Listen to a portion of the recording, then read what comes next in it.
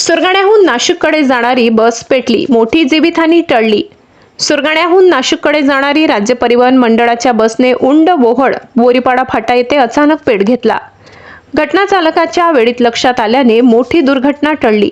बसला आग लागल्याने लक्षात येतात चालकाने वेळीच प्रसंगावधान दाखवत बस रस्त्याच्या कडेला उभी केली आणि बसमधील सर्व 27 प्रवाशांना तात्काळ खाली उतरवले। त्यामुळे सर्व प्रवासी सुखरूप बचावले।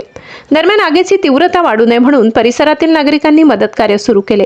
रस्त्याच्या बाजूला असलेल्या शेतातील मोटारीचे पाईप घेऊन पाण्याचा मारा करत आग आटोक्यात आणण्यात यशस्वी झाले आणि मोठे विघ्न टळले। या प्रसंगी कांतीलाल भोये, नंदू महाले, हरी भोये, प्रकाश महाले, सुरेश गायकवाड, जयेश पवार, तुकाराम महाले आणि भारत महाले यांनी धाडसाने पुढाकार घेत परिश्रम घेतले।